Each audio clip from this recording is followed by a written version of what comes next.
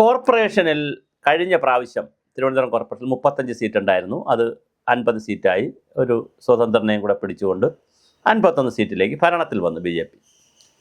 45 ദിവസത്തിനകത്ത് പ്രധാനമന്ത്രി ഇന്ത്യക്ക് തിരുവനന്തപുരത്ത് വന്ന് വികസന രേഖ പുറപ്പെടുവിക്കുമെന്ന് പറഞ്ഞു. പക്ഷേ വികസന രേഖ പുറപ്പെടുവിച്ചില്ല. പക്ഷെ പ്രധാനമന്ത്രി വന്നു അതിൻ്റെ സന്തോഷമൊക്കെ പങ്കുവച്ച് പോയി. അപ്പോൾ തന്നെ BV രാജേഷ് മേയർ കുറേ പ്രഖ്യാപനങ്ങൾ നടത്തി.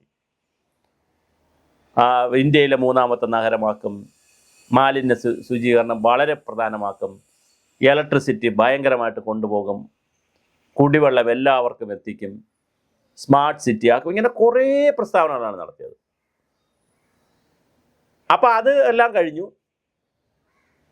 അസംബ്ലി തിരഞ്ഞെടുപ്പായപ്പോൾ BJP പറഞ്ഞു, ഞങ്ങൾക്ക് MLA-മാരെ കൂടെ തന്നാൽ ഞങ്ങൾ എല്ലാം ശരിയാക്കാമെന്ന് പറഞ്ഞു. ഇപ്പോൾ 2 MLA-മാർ, 2 പേരും കോർപ്പറേഷൻ പരിധിയിലാണ്. രാജീവ് ചന്ദ്രശേഖരൻ കോർപ്പറേഷൻ പരിധിയിലാണ്, നേമമണ്ഡലം, കഴക്കൂട്ടം മണ്ഡലവും കോർപ്പറേഷൻ്റെ പരിധിയിൽ ഒരുപാട് സ്ഥലങ്ങളുണ്ട്. മണ്ണന്തല വരെ ഉണ്ട് കോർപ്പറേഷൻ്റെ, V മുരളീധരൻ്റെ പ്രദേശം. ഇപ്പോൾ 2 MLA-മാരുമായി. പിന്നെ ഒരു MLA ഗോപകുമാർ അവിടെ അല്ലേ, ചാത്തന്നൂരാണല്ലോ. അപ്പോൾ 2 MLA-മാരും ചെറിയ ആളുകളുമല്ല, കേന്ദ്രമന്ത്രിമാരാണ്. അപ്പോൾ ഇനി നിങ്ങളുടെ പ്രപ്പോസൽ എവിടെ? നിങ്ങൾ വികസന കോൺക്ലേവുകൾ നടത്തുമെന്ന് പറഞ്ഞു. 2, 3, 4 വികസന കോൺക്ലേവുകൾ നടത്തുമെന്ന് പറഞ്ഞു. അതിൻ്റെ ഡേറ്റ ആയോ? എവിടെ വികസന കോൺക്ലേവ്? മഴക്കാല പൂർവ്വ ശുചീകരണ പദ്ധതി അതിൻ്റെ യഥാർത്ഥ ട്രൂ സ്പിരിറ്റിൽ നടക്കുന്നുണ്ടോ എന്ന് നമ്മളൊരു വീഡിയോ ചെയ്തു. നിങ്ങളത് പരിശോധിക്കപ്പെടുകയും വേണം. മണ്ണ് വാരി കരയിൽ വയ്ക്കുന്ന കഴിഞ്ഞകാല പരിപാടി തന്നെയാണ് ഇപ്പോൾ തുടരുന്നതെന്നുള്ളത് ഒരു കൃത്യമായി നമ്മളങ്ങനെ ഒരു ഒബ്സർവേഷൻ വെച്ചിട്ടുണ്ട്. അത് നിങ്ങൾ പരിശോധിക്കപ്പെടണം. ഓരോ വാർഡിനും ആവശ്യമായ വളരെ കൃത്യമായ പരിപാടികൾ എവിടെയാണ് നിങ്ങളുടെ പ്രോജക്റ്റ്? നിങ്ങളുടെ ബഡ്ജറ്റ് അവതരിപ്പിച്ചു, വികസന സെമിനാർ നിങ്ങൾ നടത്തി, വാർഡ് സഭകൾ ചേർന്നു. എവിടെ പദ്ധതികൾ? ഇപ്പം 2 MLA-മാരും കൂടെ വന്നു. ഇനിയും നിങ്ങളുടെ മാസ്റ്റർ പ്ലാൻ ആയില്ലല്ലോ. 40 ദിവസം ചോദിച്ചു മാസ്റ്റർ പ്ലാനിന്. ആ 40 ദിവസം കഴിഞ്ഞു. ഡിസംബറിൽ വന്നതാണ്. ഡിസംബർ, ജാനുവരി, ഫെബ്രുവരി, മാർച്ച്, ഏപ്രിൽ, മെയ് 6ാം മാസത്തിലേക്ക് നിങ്ങൾ പോവുകയാണ്. 100 ദിവസം കഴിഞ്ഞു. നിങ്ങളുടെ മാസ്റ്റർ പ്ലാൻ ഇവിടെ? ഞങ്ങൾ 40 ദിവസത്തിനകത്ത് മാസ്റ്റർ പ്ലാൻ കൊണ്ടുവന്ന് ഇന്ത്യയിലെ പ്രധാനമന്ത്രിയെ കൊണ്ട് പ്രഖ്യാപിക്കുമെന്ന് പറഞ്ഞാൽ 100 ദിവസത്തിനകത്തുള്ള മാസ്റ്റർ പ്ലാൻ വരണ്ടേ? ശരി, ഇനിയിപ്പം നിങ്ങൾ പറയാൻ പോയ ന്യായം, മാർച്ച് മാസത്തിൽ തിരഞ്ഞെടുപ്പ് വന്നു, ഞങ്ങൾ മാർച്ച്, ഏപ്രിൽ മാസങ്ങൾ തിരഞ്ഞെടുപ്പിന് കളഞ്ഞു. സമ്മതിച്ചു. മെയ് ഇന്ന് 22 ആയല്ലോ. എവിടെയാണ് നിങ്ങളുടെ മാസ്റ്റർ പ്ലാൻ? മാസ്റ്റർ പ്ലാൻ്റെ പരിപാടി എവിടെ? ഇനിയിപ്പോൾ മഴ വരാൻ പോകുന്നതാണ്. ഈ മഴ വന്ന എന്താ സ്ഥിതി? അതികഠിനമായ മഴയായിരിക്കും എന്നാണ് കേൾക്കുന്നത്. ഇപ്പോൾ എന്താ പരിപാടി? ഇത് കൃത്യമായി പറയേണ്ട സമയമായില്ലേ? നിങ്ങളുടെ വികസന സെമിനാർ എവിടെ? വികസന സെമിനാറല്ല, വികസന കോൺക്ലേവുകൾ. മാലിന്യ സംസ്കരണത്തിന് വേണ്ടി ഇൻഡോറിൽ നിന്ന് ആൾ വരുമെന്ന് പറഞ്ഞു. എവിടെ? ഇന്ത്യയിലെ വിവിധ സംസ്ഥാനങ്ങളിലേക്ക് നിങ്ങൾ പ്രധാനമന്ത്രിയെ കാണാൻ പോയതിനു ശേഷം കൗൺസിലർമാർ, BJP-യുടെ കൗൺസിലർമാർ പ്രധാനമന്ത്രിയെ കാണാൻ പോയതിനു ശേഷം ഇന്ത്യയിലെ വിവിധ സംസ്ഥാനങ്ങളിലേക്ക് നിങ്ങൾ അയച്ചു. ഒരുപാട് പേരെ അയച്ചു. മേയറിൻ്റെ പൊട്ടി മേയർ ബഡ്ജറ്റ് ഉള്ളതുകൊണ്ട് എനിക്ക് വന്നു. അവരെല്ലാം ഒരുപാട് കാര്യങ്ങൾ പഠിച്ചു, ഒരുപാട് പേരെ പരിചയപ്പെട്ടു. അവരൊക്കെ എവിടെയാണ് തിരുവനന്തപുരത്ത്? ഇത് ചോദിക്കണ്ടേ നമുക്ക്? അപ്പോൾ തിരുവനന്തപുരം കോർപ്പറേഷൻ്റെ കൃത്യമായ ബ്ലൂ പ്രിൻ്റ് ഇറക്കേണ്ട സമയമായി. നമ്മൾ പോസിറ്റീവായിട്ട് പറയുന്നതാണ്, ഒരു ഭരണകൂടത്തെ നെഗറ്റീവായി പറയുന്നതല്ല. ഇപ്പം കേരള സർക്കാരായാലും ഈ നഗരസഭയായാലും ആദ്യത്തെ 6 മാസം അല്ലെങ്കിൽ ഒരു വർഷക്കാലം പോസിറ്റീവായി പോകുന്നതിന് നമ്മൾ സപ്പോർട്ട് ചെയ്യുകയാണ് ചെയ്യുന്നത്. പിന്നെ ഒട്ടും പോസിറ്റീവ് അല്ലെങ്കിലാണ് നമുക്ക് ബഹളം ഉണ്ടാക്കേണ്ടി വരുന്നത്. നമ്മളൊക്കെ അങ്ങനെ ജനപക്ഷത്ത് നിന്ന് സംസാരിക്കേണ്ടി വരുന്നത്. ഇപ്പോൾ ജനപക്ഷത്ത് നിൽക്കുമ്പോൾ നമ്മൾ കോർപ്പറേഷൻ്റെയും സംസ്ഥാന സർക്കാരിൻ്റെയും പ്രോജക്റ്റുകളെ സപ്പോർട്ട് ചെയ്യുന്നൊരു സമീപനമാണ് എടുക്കുന്നത്. അതുകൊണ്ടാണ് ഇങ്ങനെ ചോദിക്കുന്നത്. എവിടെയാണ് നിങ്ങളുടെ പദ്ധതി? ഒന്നും കാണാനില്ല. ഒരു കോൺക്ലേവും വിളിച്ചതായിട്ട് കേൾക്കാനില്ല.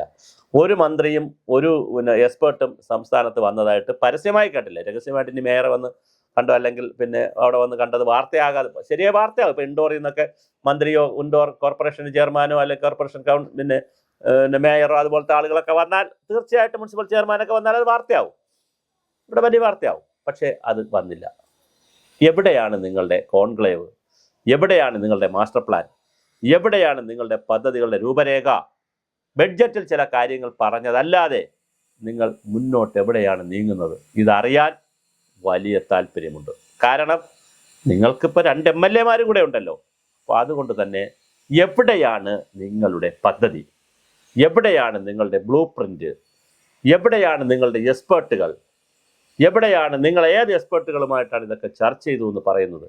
ആരാണ് നിങ്ങളുടെ ഉപദേഷ്ടാക്കൾ? നിങ്ങളുടെ പദ്ധതി എവിടെ എന്നുള്ളത് ചോദിക്കാൻ സമയമാകുന്നു. 100 ദിവസം കഴിഞ്ഞിരിക്കുന്നു. 100 ദിവസം ചെറിയ പീരീഡല്ല. നിങ്ങൾ മാസ്റ്റർ പ്ലാനിൻ്റെ പണി തുടങ്ങിയോ? അതോ ആദ്യം തുടങ്ങിയിട്ടുള്ള ഈ ബഹളവും തള്ളും വേണ്ട, പിന്നെ ആളുകളെ കാണലും വൈകാരികമായ നിമിഷങ്ങൾ സൃഷ്ടിക്കലും അത് വേണം. അത് മാറി സീരിയസ് ആയിട്ട് നിങ്ങൾ 10 മണി വരെ ഓഫീസിൽ ഇരിക്കുന്നു മേയർ. എന്തിന് 10 മണി വരെ? നിങ്ങളുടെ സിസ്റ്റം നന്നായിട്ട് ഫംഗ്ഷൻ ചെയ്യണമെങ്കിൽ പിന്നെ 10 മണി വരെ ഓഫീസിൽ ഇരിക്കേണ്ട കാര്യമുണ്ടോ? 5 മണിക്ക് വീട്ടിൽ പോകാം, അല്ലെങ്കിൽ 6 മണിക്ക് വീട്ടിൽ പോകാം. സിസ്റ്റത്തെ കറക്റ്റ് ചെയ്യുക. സിസ്റ്റം കറക്റ്റ് ചെയ്യാതെ മുഴുവൻ ആളുകളും കോർപ്പറേഷൻ ഓഫീസിൽ വന്ന് രാത്രി 10 മണി വരെ മേയറുടെ അടുത്ത് അഭിപ്രായം പറഞ്ഞ് മേയർ അവിടെ ഇരുന്ന് ഫോൺ ചെയ്ത് കാര്യങ്ങൾ പറഞ്ഞ് പിന്നെ അത് മോണിറ്റർ ചെയ്യാത്ത സംഭവങ്ങളുണ്ട്. എന്നോട് തന്നെ പലരും പല പരാതികളും പറഞ്ഞു. ഞാൻ പിന്നെ അത് ചാനൽ വഴി ഇപ്പോൾ പറയുന്നില്ല. മേയറെ വന്ന് കണ്ട് മേയർ വിളിച്ച് പറഞ്ഞ് ബന്ധപ്പെട്ട ഉദ്യോഗസ്ഥനെയും കൗൺസിലറെയൊക്കെ വിളിച്ച് പറഞ്ഞിട്ട് പിന്നെ ഒരു ഫോളോ അപ്പ് ഉണ്ടാകാതെ ആരും മൈൻഡ് ചെയ്യാതെ പോയ നിരവധി സംഭവങ്ങൾ നമ്മുടെ ശ്രദ്ധയിൽപ്പെടുത്തിയിട്ടുണ്ട്. പിന്നെ അത് ഇപ്പം തുടക്കുന്നില്ല. പക്ഷേ നമ്മൾ ആ വിഷയങ്ങൾ വേണ്ടി വന്നാൽ പറയും. അത് നമ്മുടെ ചാനലിൽ കിട്ടുന്ന വിഷയങ്ങളാണ് അതൊക്കെ. അങ്ങനെ രാത്രി 10 മണി വരെ അവിടെ ഇരുന്നത് കൊണ്ട് ഒരു കാര്യം. ആളുകൾ വരാൻ സൗകര്യം ഉണ്ടാക്കുക. നിങ്ങൾ 10 മണി വരെ ഇരിക്കേണ്ടത് ഹോംവർക്ക് ചെയ്യാനാണ്. നഗരം അടുത്ത 5 വർഷം എങ്ങനെയായിരിക്കണം, 10 വർഷം എങ്ങനെയായിരിക്കണം, അല്ലെങ്കിൽ 20 വർഷം കൂടുമ്പോൾ എങ്ങനെയായിരിക്കണം, നഗരത്തിൻ്റെ പോപ്പുലേഷൻ എത്രയാണ്, ഇവിടെ വന്നു പോകുന്ന ഡെയിലി മൈഗ്രേഷൻ എത്ര, അവർലി മൈഗ്രേഷൻ വരെ ഉള്ള സ്ഥലമാണ്. ഓരോ മണിക്കൂറിലും ആളുകൾ നഗരത്തിൽ വരും. നഗരമാകുമ്പോൾ അങ്ങനെയൊക്കെ ഉണ്ട്.